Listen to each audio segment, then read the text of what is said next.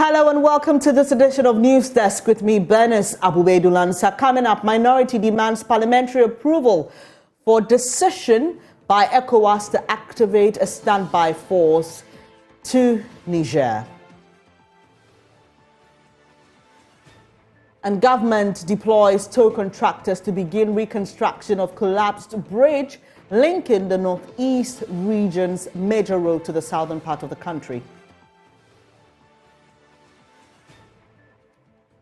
Two-time contender for the Dio parliamentary seat, Nilante Bannerman, vows to snatch the seat from the NDC's Nilante Vanderpoy in the 2024 elections. We have more in our build-up to the NPP primaries. We've got details of these and more, including business. Please don't go away.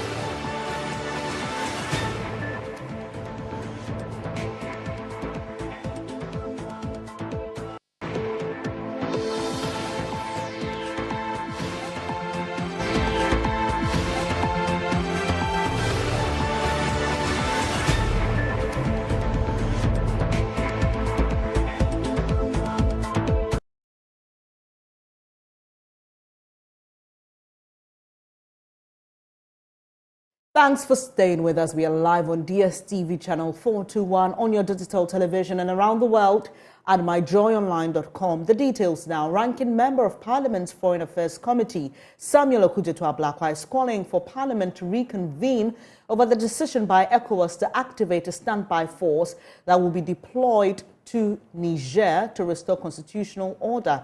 This is after the presidential guard in the West African country toppled the democratically elected President Mohamed Bazoum. After a summit yesterday in Abuja, President Akufo-Addo and other West African leaders ordered their military commanders to commence necessary actions in that effect. But ranking member on Parliament's Foreign Affairs Committee, Samuel Ablakwa, says President Akufo-Addo must subject the decision of ECOWAS to Ghana's parliamentary scrutiny. That we condemn the approach of the Akufo-Addo government.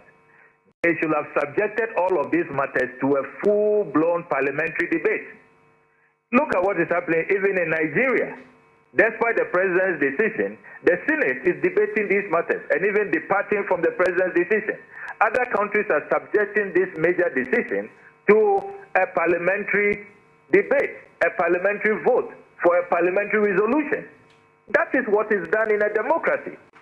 Why is it that President Akufo-Addo, he just gets off and he goes there communicating a Ghanaian position? How did he arrive at that Ghanaian position? Has there been a debate? Has there been national consensus? Has there been a certain bipartisan approach? No. That is why in the statement that the NDC put out yesterday, signed by the General Secretary, we are calling on the President to come back to Ghana, come to Parliament, that's where the people's representatives are. Let's have a debate, and then we can know what really the Ghana position is and what direction we should take as a country. As it is now, it is only the President who purports to be, and you see the irony is that you are going out there to lecture others on democracy. But in your country, back at home, you are not following democratic tenets. Democracy demands that such major, look, we are talking about deployment of troops. Soldiers can be killed. They are not going to, for a tea party. They are not going to present a bouquet of flowers. They are going to war. Lives will be lost. And then, who is going to fund that war? It is the Ghanaian people, the Ghanaian taxes. Have we discussed this? Have we debated it? Have we been told how much it will cost us? And do we, even the state of this economy, at a time that we are going through a domestic debt exchange program, all of these financial haircuts, pensioner bondholders, contractors are owed over 15 billion cedis, School feeding caterers are owed. NAPCO trainees are owed. Everybody is owed. This is Assembly Common Fund, MP's Common Fund. Government says they don't have the money. Are we sure we can find money to pay our troops to go to war? So that's Ranking Member on Parliament's Foreign Affairs Committee. Now, head of our Diplomatic and Foreign Affairs Desk, Blessed Suga, joins me with some details on the resolutions taken by ECOWAS. Blessed, just run us through what these resolutions are. If you can, Dennis, I hope you can hear me. So basically, after the summit yesterday, the heads of states from the West African countries have arrived at a decisive way forward on how to deal with the political situation in Niger. In a communique that was released after the meeting yesterday, it appears that ECOWAS is taking their decision based on two major factors. First of all, that the ultimatum that was issued to the military regime to hand over power and to restore the democratically elected President Mohamed Bazoum has failed. After that 1 week, they haven't been able to reach them. And also, they use the word repel. They claim that the assigns and negotiators that were deployed into Niger were repelled by the military regime. They were not willing to engage them, and so they have decided to take a number of measures, which they are calling all options on the table, as part of moves to deal with the crisis in Niger. And that also includes the fact that they would need to, quote, activate a standby force that will be deployed into Niger, given the fact that the military regime is not willing to hand over power. Interesting. And so what are these resolutions? Can you just run us through point by point? Well, basically, they are, first of all, upholding all sanctions that were applied as of the last meeting on the 30th of July, as you can see on the screens there, indicating that all of their moves that they've taken will be in full force, and they are directing the president of the commission, first of all, to monitor the implementation of all of these sanctions that were applied. And that sanction includes the fact that there'll be a no-fly zone, first of all, to and fro Niger. Also, all diplomatic ties will sort of become stale, because right now there will be no access in terms of dealing with any other country. Niger is being isolated, especially the military regime, and any other assigned they deal with or family members, they would not be able to cross over or do business with neighboring West African countries. So all of these sanctions are still in force, except to say that they have made attempts, and we know that the Sultan of Sokoto was one of the assigns that were delegated by, together with General Abdul Salami of Nigeria, who were delegated to deal with the Niger military regime. All of the attempts to have them talk has failed. So those sanctions will still be in effect. And then what we'll see now is a scaling up of the sanctions. And then they are also seeking some sort of support from the African Union, the international community, and all other partners to enforce these sanctions on Niger. Then they come to the military action, first of all, asking a committee, so mind you, a committee of military chiefs from West African countries, including Ghana, has been set up. All of these members of the committee have been directed to take necessary actions that will lead to the activation of this ECOWAS force that would move into Niger. So for now, this is where we are. We're not sure of the timeline as to when this group will be deployed, but ECOWAS is giving the green light for the activation of that force. So that's where we are, and we're also waiting to see what exactly the Ghanaian position will be, because mind you, the defense minister indicated a couple of days ago that Ghana and our military, by extension, stands ready to deploy and to contribute troops once the green light is given. Right, that's Blessed Suga. He is head of our Diplomatic and Foreign Affairs Desk here at Joy News, giving us details of what that ECOWAS statement entails. Meanwhile, Nigeria's president, who also serves as chairperson of the ECOWAS, Bola Ahmed Tinubu, says all options are on the table.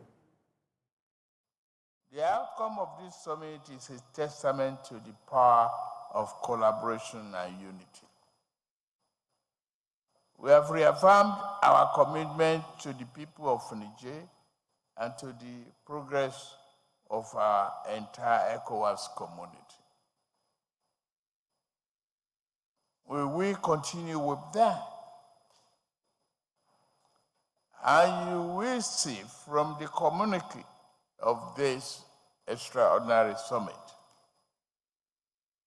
that no option is taken off the table, including the use of force as a last resort.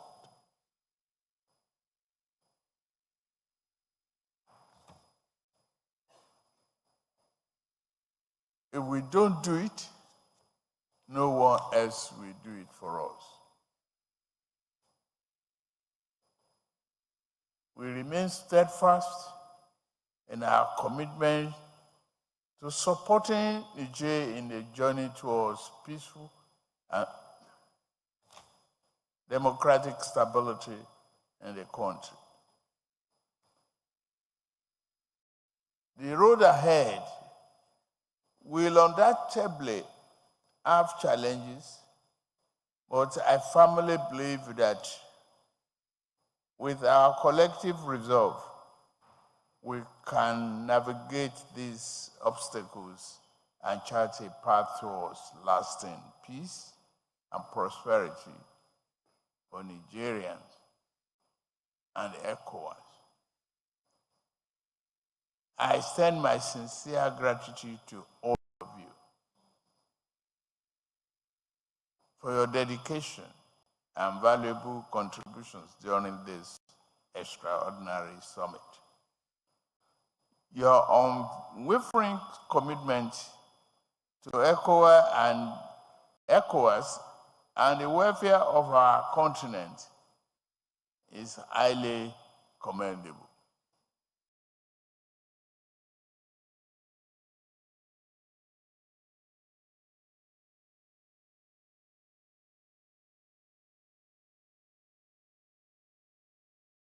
That's Nigeria's President Tinubu. He's also chairperson of ECOWAS. Away from that, government has begun the reconstruction of the bridge that collapsed on the Wale-Wale-Nalerugu Road as a result of heavy rains in the northeast region. The bridge at Tinguri and Bani near Wale-Wale was washed off by heavy floods after a nearby dam broke. The collapse of the bridge rendered the road inaccessible, leaving hundreds of travelers and public workers stranded, thus affecting socioeconomic activities in the region. Speaking to the media after a tour of the affected areas, Deputy Roads and Highways Minister said government has employed 2 contractors to construct a steel bridge as a stopgap measure to reduce the plight of commuters who ply the road. Correspondent Eliasa Tanko has more. Wednesday, torrential rain caused a massive flood in the northeast region, which has been described as unprecedented by the National Disaster Management Organization in the region. According to the Disaster Management Organization in the region, a total of 62 communities in 4 districts were affected, with more than 10 major roads, hundreds of farm crops and houses destroyed. NADMO says health services have been suspended in some of the affected communities, and there is a risk of disease outbreak as sources of drinking water are polluted and sanitation facilities collapsed by flood water. Although the torrential rain caused severe destruction across the region, the Wale-Wale-Nalerugu Road suffered the most devastation as a result of the collapse of the dam in the Tinguri and Bani communities. The collapse of the dam has cut off access to and from the regional capital and grounded vehicular movement as well as socio-economic activities.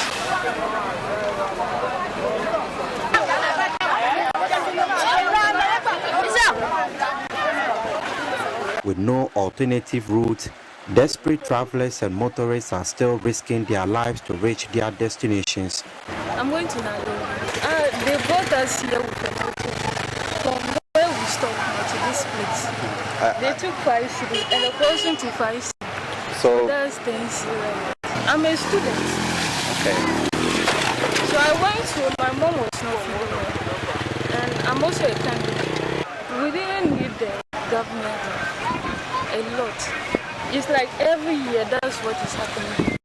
And I've been there for almost 3 years. I've been experiencing this all the time. 3, 1, 2, 3, let's go. Let's pass it. Let's pass it.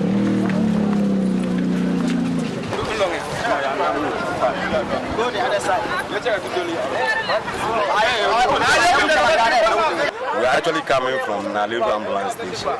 As a result of the heavy downpour yesterday, a room fell on that patient. It's called Elijah at Nanson, that is in Yoruba district.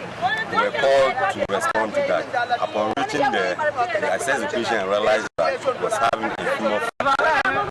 We immobilized it and brought the patient to BMC yesterday, but we couldn't proceed.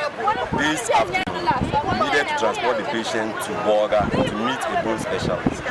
But because of the washout of the bridge, we can't cross. We had to arrange with our partner station, that is Walwale ambulance station, to stand at the other side of the water. So we also brought the patient all the way from BMC. We alighted on the roof.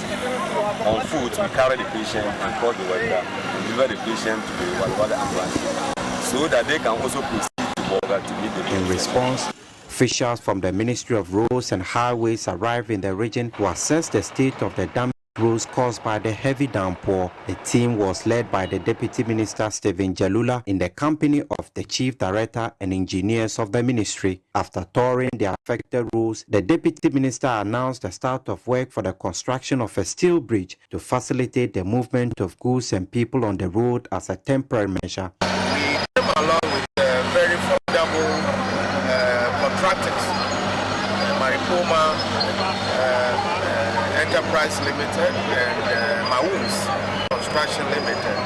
These are local contractors but who have got a pedigree in construction. So we are here with them and work has soon started. What we are going to do at this particular spot, temporary, is for us to create a temporary bridge, still bridge that we call Bailey Bridge, downside of the road, so that vehicles and people can cross. Then the main road where the bridge was and has been washed off, we have to put some boulders there to recover the road, and that will take time. The reason why we are doing the temporary bridge, and the temporary bridge is going to take about 2 weeks to be constructed. The minister said as part of the immediate measures, processes have begun to facilitate the construction of the Mimima-Parugud-Nasia route to serve as an alternative route. The regional minister, Idana Zakari, announced that plans were in place to rehabilitate all dams found along the road. So on the whole, I think that 2 things will be done. The road will be constructed, and then also the dam will also be reconstructed. We also want to consider the case at Langbisi, where the dam nearly also burst its banks. The same as the dam in America. Mr. Idana also expressed his empathy to residents and travelers and called for calm and patience for the work to proceed. We need to have patience, but if we rush over it, we may not produce the quality product that we want. So I know that our people are very supportive, and so they should continue to be patient. By the close of the month, they themselves will have seen the progress of work done so far.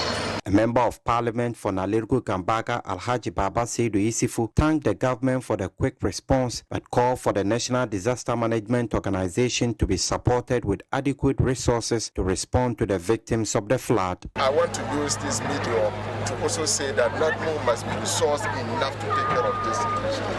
It is not a normal situation for them. They've never handled a situation like this before.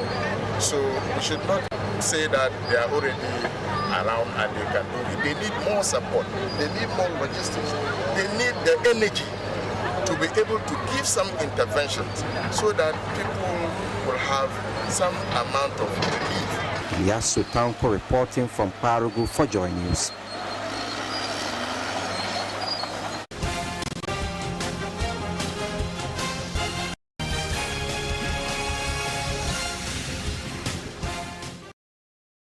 This is your election headquarters, and 2-time contender for the Ododo Diodio parliamentary seat, Nilante Bannerman, has vowed to snatch the seat from the NDC's Nilante Vanderpoel in the 2024 elections. Addressing the media after filing his nomination to contest the NPP primaries for the 3rd time, Mr. Bannerman said he is the man with enough experience to secure the seat for the NPP.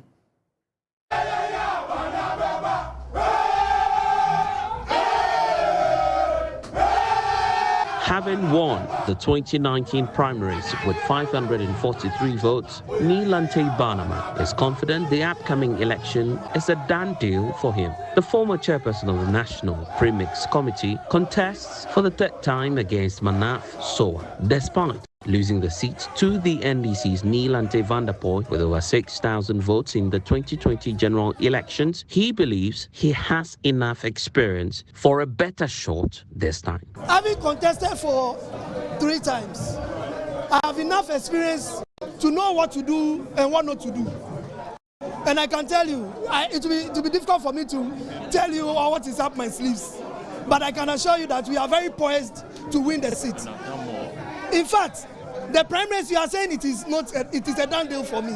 It is true, but I'm not going to be complacent because every election has its own dynamics. So I'm not going to be complacent. I will approach these elections like any elections I have been to. I'm not going to be complacent. I know I'm going to win by a wide margin, but I'm not going to be complacent. Receiving the nomination on behalf of the party, constituency chairman Samuel Boedi urged the candidate to maintain a clean campaign devoid of insults. We are telling them that they should do a clean campaign. They should desist from insults because always the insult bring division among in the party. Because if somebody is supporting other candidate left and you are supporting right, we are all having only one party. And after that, we are going to sell all of them. Anyone that wins the seat, become the winner, emerge as a winner, he is going to be the one that we are going to sell. And also, we want us to be united. And we don't want to spend much time to do reconciliation. Rather, we need that time to do campaign. So that's why I'm telling my delegates that they should do clean and fair campaign in Ododo because it is high time we have to desist from that. People know Ododo as a violence area and this and that. But now we are changing that narratives from the people. In line with the chairman's directive, Nilante Barnama urged all supporters to help him emerge victorious with a united MPP for Victory 2024 in the Ododo constituency. I wish to tell my delegates that at the end of the day, we are one people. We shouldn't, I want to support what my chairman said, that we are one people. We should eliminate insults. We should eliminate fights. We should eliminate all form of acrimony from our campaign. Campaign cleanly and go for the elections. I believe strongly that Ododo MPP will choose Nilante Barnama to lead it once again into election 2024. And this time around, we are going to take the seat from Ododo NDC. This time around, we are going to take the seat from the NDC. I can assure you. Whether Nilante Barnama will be the best candidate to snatch the Ododo seat from the NDC in the 2024 elections, that remains to be seen. James Kwesi Aveji's report read to you. And still on the NPP, 3 persons have filed to contest the parliamentary primary of the party in the West Central constituency. Among them is the WAM Municipal Chief Executive Isaku Tahiru Mumin. The party's parliamentary candidate for the 2020 elections, Haji Akufo-Addo, has also filed. Businessman and son of former Upper West Regional Chairman of the party, Abdul Nayar Isaku, is contesting as well. Joy News' Upper West Regional correspondent Rafiq Salam has more. For a third consecutive time, one municipal chief executive, Isaku Tahiru Mumin, has penciled his name to contest in the West Central MPP parliamentary primary, accompanied by hundreds of his supporters, including former West Central chairman of the MPP, Ali Gusampo Kamara. They drove on convoy from the party's youth secretariat office at Wazongo to the party's West Central constituency office located at the War Airport Street. He was welcomed into the party's office by members of the election committee led by Abbas Mumin Siddiqui. Abbas Mumin okayed the documents after he perused through them. The war mayor, in his interaction with the media, described himself as dependable, honest, and an old horse who doesn't fear race. Being an old horse who doesn't fear race, we have been in it 2 times as a parliamentary candidate and 3rd time as a parliamentary aspirant. So today marks, let me say, the beginning of the end of me being a parliamentary aspirant and also a parliamentary candidate, because we are moving in to win this race and to win the parliamentary candidate to win the seat for MPP within, for Wa Central. In 2016, he lost by 525 votes to APC, and thinks this is the right time to annex the seat from his old foe. I came into the race then as a neophyte, but this time I have been in the system. I know what it takes to be a member of parliament, and I know what it takes to protect my votes. So this time we're going to protect the votes, and we're going to campaign vigorously than we did before. So now the race is very clear, and we know we're going to face, the 4 or 5 time MP of Wa Central, who has not been able to live up to the expectation. And we know and we feel that the people of Wa Central have, denied themselves, the cake of this nation. Standing on his way is another old foe and distant cousin, Akufo-Addo, who defeated him in 2019 to represent the party in the 2020 general election. Accompanied by maze of supporters, including the young and the old, converged at the World Volleyball Court before rolling out to some principal streets in the municipality and later at the party secretariat to file her nomination. She told her team's supporters that she is back to continue the unfinished business. My agenda is to see Wa Central to the next level. This is the reason why I have come back to complete what we have not finished, inshallah. And I know this time the people of Wa Central will give me the mandate to lead them. The 39-year-old Limaire Vobli says youth and women empowerment are key on her agenda. Youth, women, getting them to the other level. I know that the employment level and all other things. I know that the people are willing. The people are saying it everywhere. They are saying the hope of Wa Central. It means we are here to change the narrative at Wa Central. Earlier, businessman and son of former Upper West Regional Chairman of the MPP, Ablakwa, was also here to file his nomination. Unlike his colleague aspirants and clansmen who thronged the party secretariat with pomp and pageantry, he came to the secretariat on low key. He walked into the party secretariat from his campaign office at Golungo, which is about half a mile, to file his nomination.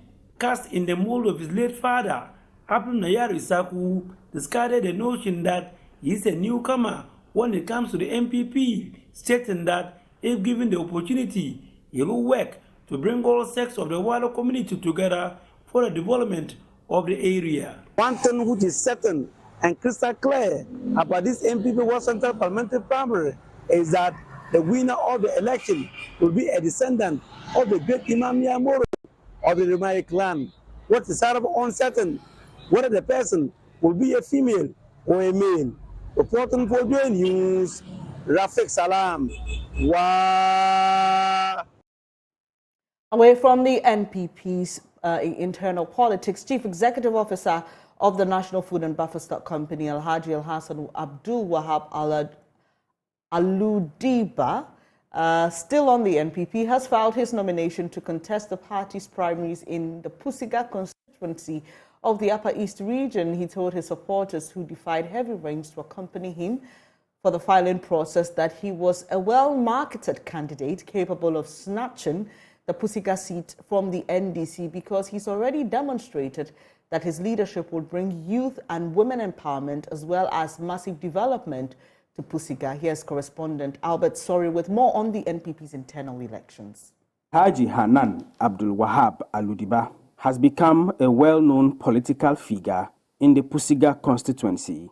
For 6 years now, under the MPP government, he has served as the Chief Executive Officer for the National Food and Buffer Stock Company, a position he says he has used to lobby for development projects for the Pusiga constituency. In the last few years, Alhaji Hanan Aludiba has drilled boreholes for some communities, helped connect some areas to the national electricity grid, and lobbied through the Ghana National Gas Company to get a new astroturf constructed in the area to help in the development of sports. The CEO of the National Food and Buffer Stock Company says in the upcoming NPP parliamentary primary, he wants the opportunity to lead the MPP in Pusiga so he can eventually win the parliamentary seat and bring more development to the area. Previous election results have indicated that NDC are in a lead in every election. But trust me, for me, I see this as a myth. Why am I saying that? I'm saying that because the people are now seeing the difference.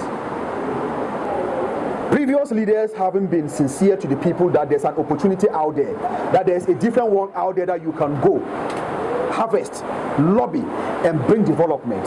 I have come to prove to the good people of Pusiga that, look, as leaders, we have to be very honest and sincere with you. There are opportunities, and the people are seeing it. Alhaji Hanan Abdul Wahab Aludiba, accompanied by hundreds of his supporters, defied heavy rain on the day to go through the process of filing his nomination at the Pusiga constituency office of the MPP. After filing his paperwork, Alhaji Aludiba was confident he was eventually going to get the mandate to lead the MPP in the Pusiga constituency to the 2024 parliamentary elections.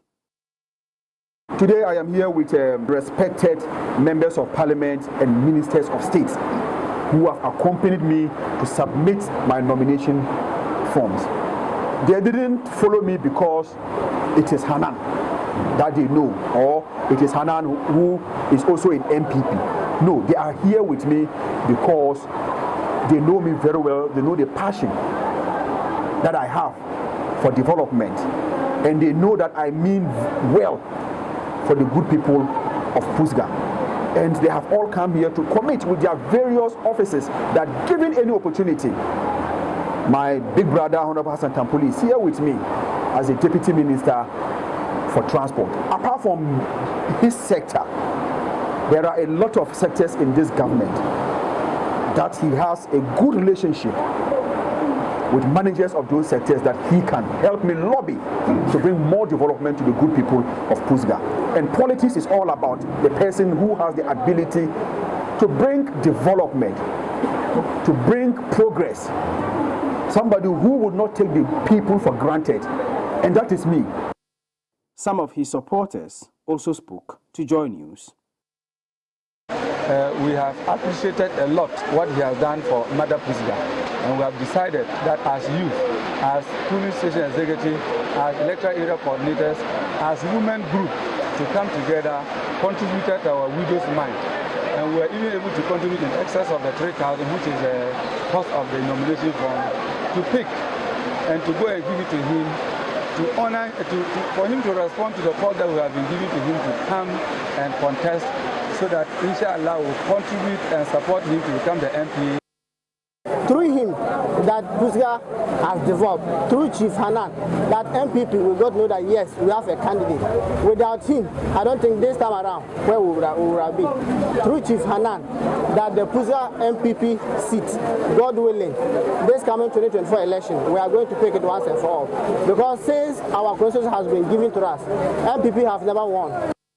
As of Wednesday, August 9, barely 24 hours before the close of nominations, no other aspirant had filed a nomination to contest in the MPP primary in the Pusiga constituency. For Joy News, Albert Sorry, Pusiga. And as we build up to the MPP's primaries, we bring you more stories on the internal elections. The South Dai District Chief Executive Godwin Kwame Dadzawa has filed to contest the party's parliamentary seat in the district. He believes his performance as head of the district within the last 3 years puts him in a position to wrestle the seat from the NDC's Nelson Dafiamepo. There's more in the following report by Fred Kwame Asari. Godwin Kwame Dajawa was appointed Southern District Chief Executive in 2021. He led the assembly to undertake about 30 projects, including supervising the Agenda 111 project.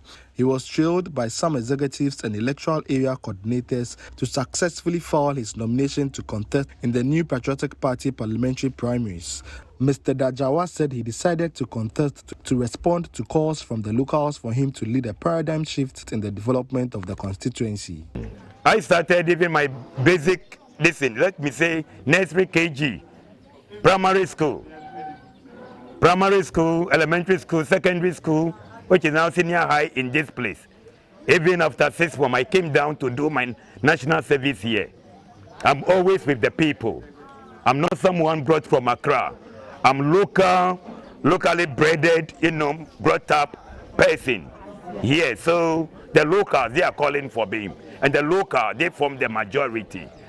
Election day, those who come from outside this constituency are not many. Most of the registered voters are residing in this constituency, so they are calling for me. He promised to wrestle the seat from the incumbent MP, Nelson Roxen Dapiamekbo, who would contest the parliamentary elections on the ticket of the NDC in 2024.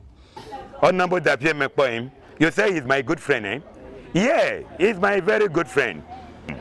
He hasn't met any young guy since he started his political activities here. The first person he contested is an old man. The second person he contested is an old man. Now he's a youth. I'm also a youth. And you can see that the people over here, they are full of youth. And the youth is the strength and the power of winning election. If the youth are with you, it means definitely you win the election. So all the youth are with me. Go around the constituency. Classrooms are being built. Agenda 111 is on at Peve and a lot of other programs. Just yesterday, we started campaigning for a project of climate change adaptation. All these are reasons for which the people are supporting the bid for Jaja to become what? The Honorable Member of Parliament for us. What we are looking at is not about NDC or MPP. It is about the development of the people of Southern. It is about emancipation of the people and giving them their fair share of the national cake. The Southern MPP chairman, Aaron Amwaku, hinted at the DCE, Mr. Dajawa going unopposed in the primary. You can be assured that the guy will be talked to. Consensus building is also part of democracy. So as long as it's end today, I think and I want to believe there will be talks beyond this and say if DC will be allowed to be on our ticket unopposed, and by so doing, I think that unity will foster very well in the constituency. Fred Kwame Asari, Joy News, Peki Avetile.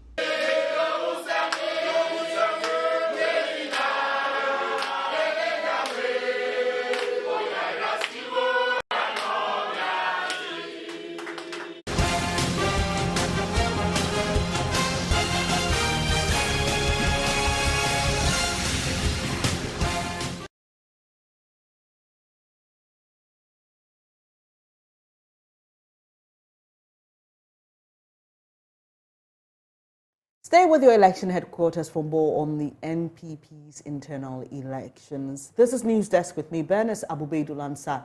Students who are seeking admission into the Regent Tropen College of Applied Sciences in the Upper East region this year have the opportunity to write an exam to qualify for scholarships, which will take care of between 30 to 100% of their tuition fees. Just as these are the reason founder of the college, Reverend Father Moses Awinyoja, is winner of the Journeys Impact Makers Awards. He's been speaking about these opportunities shortly after returning to his home community of Kasenamo in the Bongo district, where the college is located. Correspondent Albert Soria has more. The Regent Tropen College of Applied Sciences, also known as RECAS, is a private tertiary institution accredited by the Ghana Tertiary Education Commission and affiliated to the University for Development Studies. It was founded by Reverend Father Moses Awinyoja, who recently won a Joy News Impact Makers Award for his contribution to education.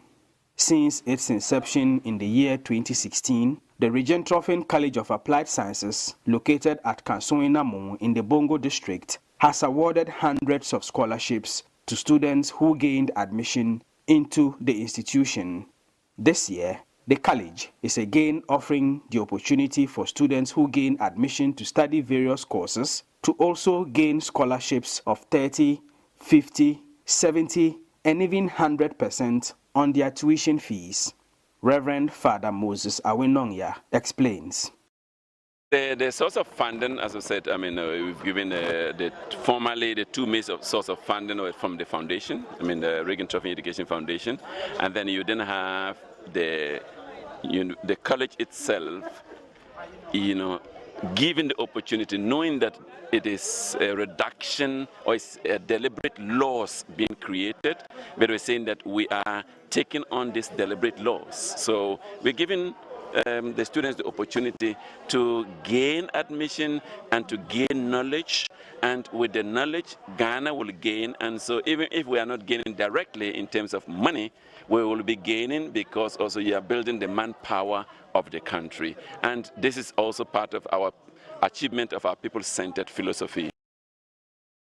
Students will have the opportunity to write the scholarship exams in Accra, Tamale, Bolgatanga, Navrongo, and on the college campus at Kansoinamu in the Bongo district, all on the 19th of August 2023.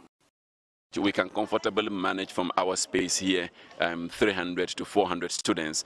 Why? Because we insist on small classroom numbers. So even if a program has more than 50 students, we have to divide into two, so that two lecturers will take, so that the contact between the students and lecturers is intensive.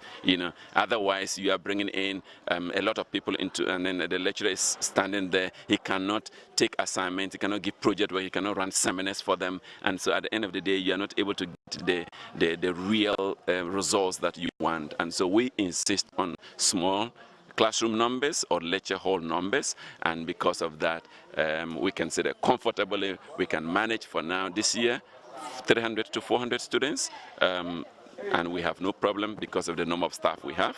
Anybody who applies this year, whether the person has got an admission letter already or not, qualifies to still come in and sit in for the examination. So all of them.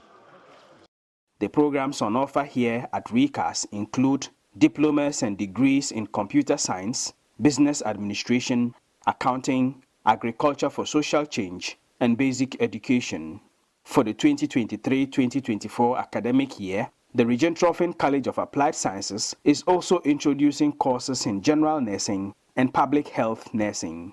For Joy News, Albert Sori, Kansoinamu, Bongo District.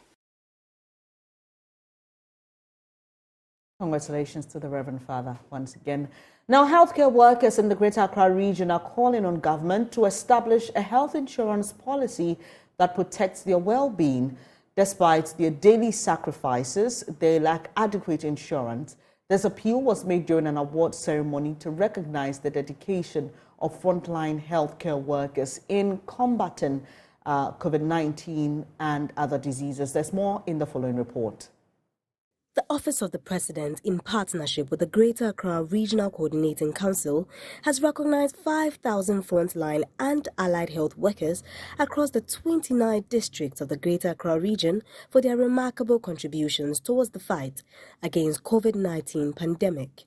Speaking at the event, Chairman of the Greater Accra Regional Directors of Health, Dr. Ebenezer Isiama, indicated that although healthcare workers prioritize the well-being of the nation, their own welfare is often overlooked. I want to use this opportunity to thank our President for recognizing all of us in the health sector and other fraternities to the health sector. It means that really they have seen the good work that we did through the COVID time. I am not Oliver Twist, but I would ask that the President should still consider health workers and the good things we are doing, in as much as we don't even have an insurance policy for health workers. There's no insurance policy. We sacrifice daily, and our motto says that your health, our concern. So for our health, who is concerned?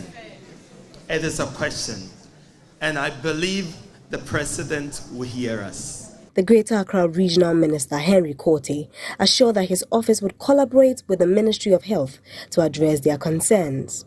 I know that Mr. President has talked about these incentives by way of motivating those in the health sector or fraternity and other disciplines.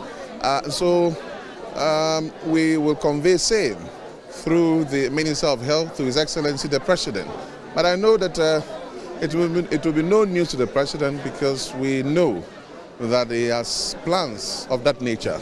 It is only that we have to pray and get our economy back on track. Some awardees share their concerns with Joy News. I'm very elated and I'm very happy that all the things that we went through has been recognized by the country, and today we've been awarded with this certificate. We will be happy if we also have some form of health insurance scheme to take care of us when we are not feeling well. I'm very grateful to the President for appreciating our work.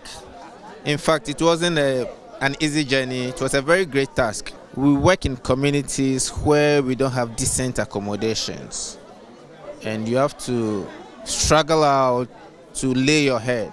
So I think by that call, the whole nation should be looking at it to see how best we can put the health service and even all other institutions in the right perspective. The nation will continue to appreciate the unwavering commitment of these health workers in the fight against COVID-19. Esther Nkrumah's report read to you. It's now time for business news, and Ablakwa has the latest in a moment.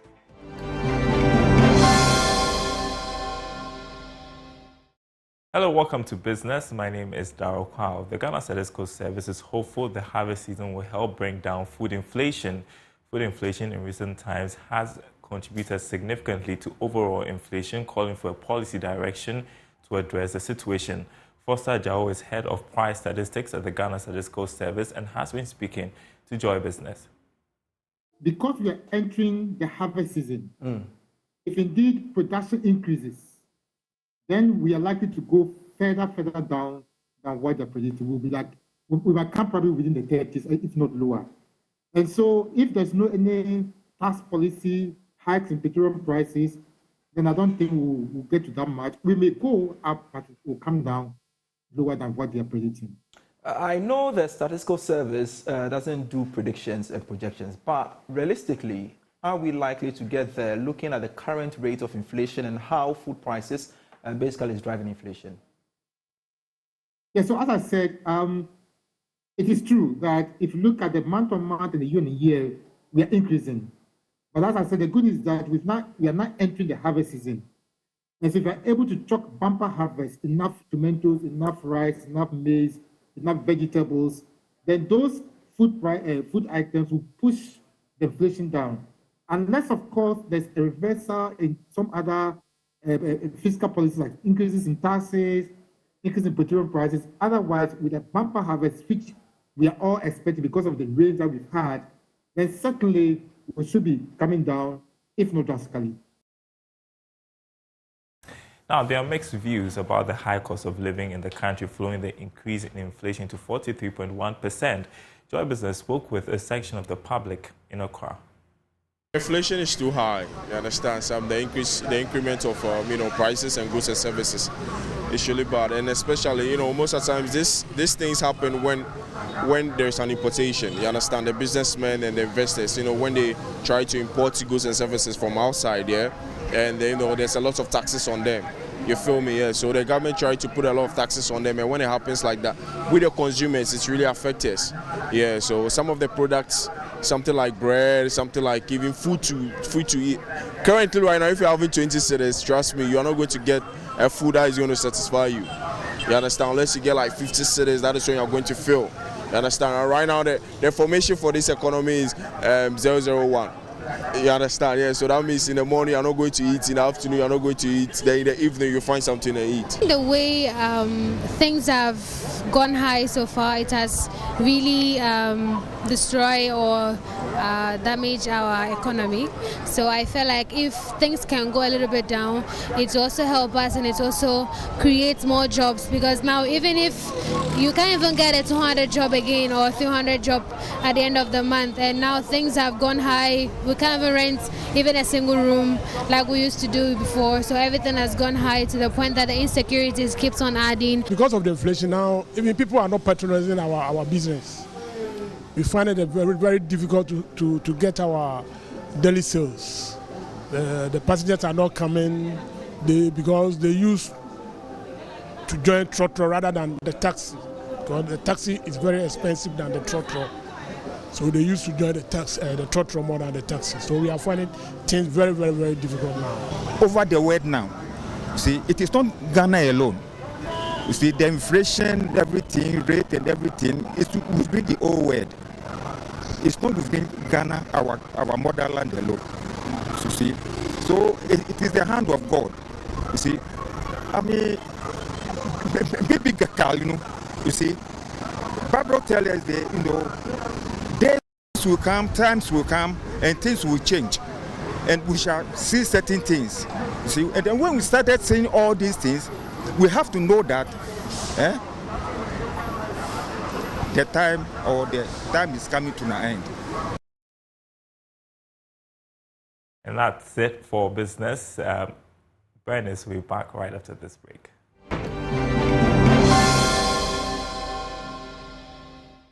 Thank you so much for making time to join me in this edition of News Desk. I appreciate your company. Do log on to myjoyonline.com for more news. I'm Bernice Abubedulan, so we are back at 12 with more news.